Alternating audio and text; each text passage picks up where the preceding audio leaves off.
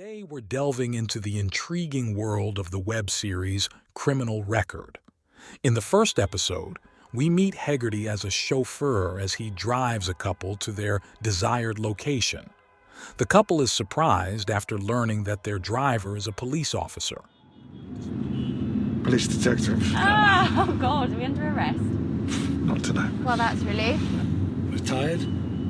Still at it. Despite their curiosity, Hegarty does not reveal why he chooses to do this extra gig. Still, he entertains them by sharing a story he witnessed during his work. He talks about a man who was robbed and then left alone in his house, chained to his chair. Only a few days later, his neighbors realize that he died. The story shocks the couple and serves the purpose. Around the same time, a woman enters a phone booth and places a call to the police helpline.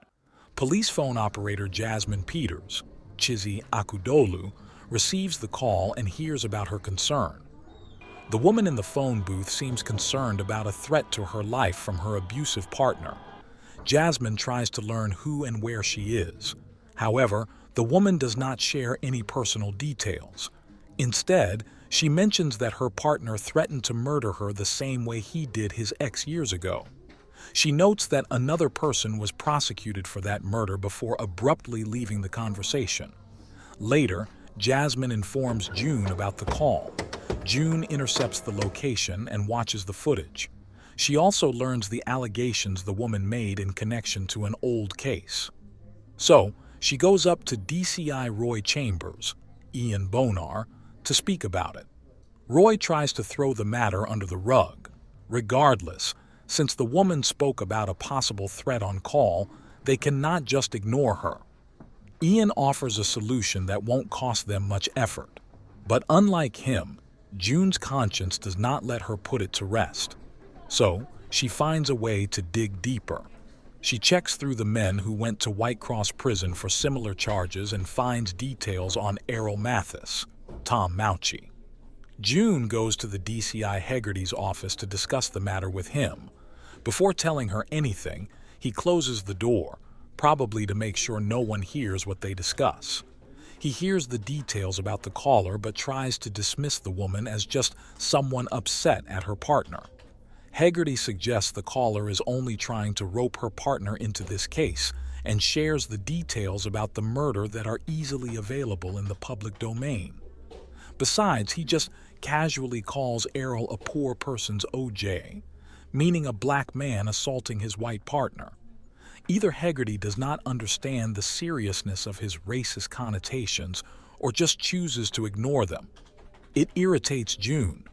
She mentions this to her white partner, Leo, Stephen Campbell Moore, who makes her feel like she is wrong. He implies that she is trying to find something immoral when there's nothing. Although June does not say much then, it makes her question their own marriage since Leo can choose to ignore racial prejudice because of being white. Meanwhile, Hegarty tells Roy to do anything to stop June from digging into the murder case any further. The next day, at the station, June cannot log into her account. Moments later, she learns that it has to do something with the Professional Standards Division. June suspects that Hegarty pulled the strings to stop her progress in the case.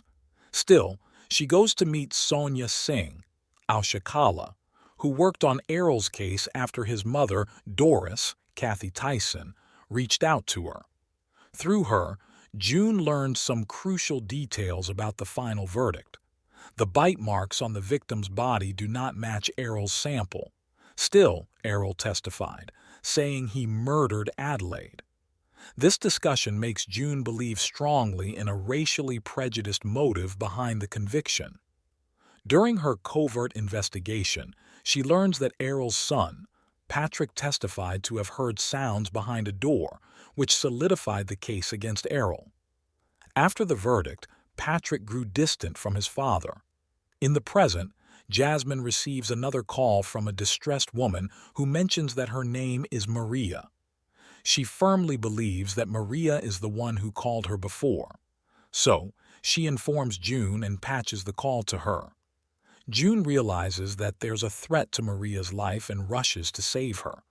However, before she can reach the apartment, the man throws Maria from the 9th floor. June notices paint marks and some injuries on Maria. Unfortunately, the fall leads to Maria's death. This is criminal record.